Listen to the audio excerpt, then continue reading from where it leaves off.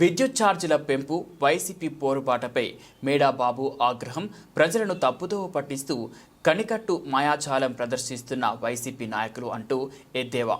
జగన్ ఒక సైకో, సొంత జిల్లాలో కూడా వైసీపీకి నామరూపాలు లేవు.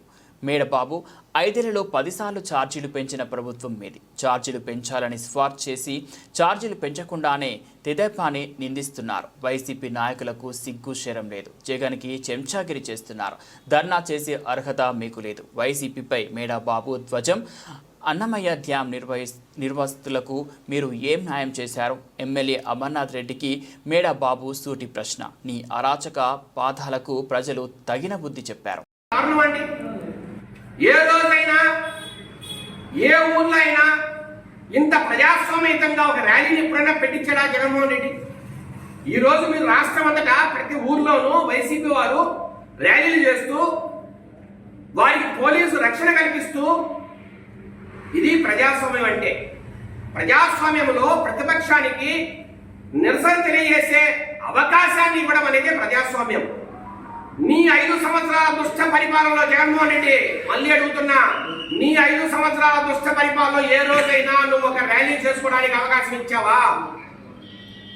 బ్రిటిష్ వారు భారతదేశం మీద, భారతీయుల మీద దుష్ట పన్నాగం పన్ని సెక్షన్ 30 అని ఒక యాక్ట్ తెచ్చి భారతీయులను అణగదొక్కాలనే క్రమంలో ఒక యాక్ట్ తెస్తే సెక్షన్ 30 అని, ఆ సెక్షన్ 30 అనే యాక్ట్ ను ఉపయోగించి 5 సంవత్సరాల్లో కనీసం ఒక ధర్నా కూడా, ఒక ర్యాలీ కానీ ఎక్కడైనా చేయడానికి అవకాశం ఇచ్చావా 5 సంవత్సరాల్లో? అదే ఈ రోజు చంద్రబాబు నాయుడు గారి విజయం, తెలుగుదేశం పార్టీ విజయం. అదే తెలుగుదేశం పార్టీ కూటమి ప్రభుత్వం, చంద్రబాబు నాయుడు గారి ప్రభుత్వం అధికారంలో ఉంటే ప్రతిపక్షాలకు కానీ లేదు ఇతర మేధావి వర్గాలకు కానీ వారు అనుకున్నట్టు చెప్పగలిగే అవకాశాన్ని ఇవ్వడమే ముందు ప్రజాస్వామ్యం.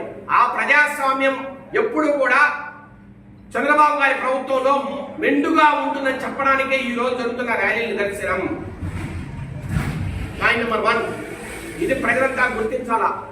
పోయిన పాలనలో జరిగిన అరాచకాలకు ఇప్పుడు జరుగుతున్న ప్రజాస్వామిక పాలనకు తేడా అదే. ఇది ప్రజలందరూ కూడా ఒక్కసారి రాష్ట్రం అంతా గుర్తించాలని కోరుకుంటున్నాం. ఈ రోజు ప్రతి ఊరు వాడ వైసీపీ వారు ర్యాలీ పెట్టారు. ప్రభుత్వమే పర్మిషన్ ఇచ్చి ప్రతి ఒక్కరికి పోలీసు రక్షణ కల్పించి వారు ర్యాలీ చేసుకునే విధంగా ముందుకు పంపించారు. అదే ప్రజాస్వామ్య వ్యవస్థకు నిదర్శనం. జగన్మోహన్ రెడ్డి, నువ్వు ఫస్ట్ నేర్చుకోవాల్సింది అదే. తర్వాత ప్రజా సమస్యలు. ముందు ప్రజాస్వామికంగా బతకడం నేర్చుకో, తర్వాత వేరే వాళ్ళకి నిధులు చెప్పు. రెండవది, ఏదో ఛార్జీలకు వేల కోట్లు పెంచేశారు, ఈ 6 నెలల్లో 15,000 దోచేశారు, ప్రజల మీద భారం మోపారు అని సొంత అబద్ధాలు చెబుతున్న వ్యక్తులు ఈ రోజు రాజంపేటలో కొందరు మహానుభావులు, ఒక ఆయన ఎమ్మెల్యే, ఒక ఆయన మున్సిపల్ చైర్మన్, ఇంకొక ఆయన ఎంపీ, ఎడగారు అయినా మీరంతా ఈ 5 సంవత్సరాల పరిపాలనలో అన్నమయ్య జిల్లా కేంద్రం రాజంపేటకు రాకపోతే పోలీసు వారి దగ్గర లాఠీలు దెబ్బలు తిని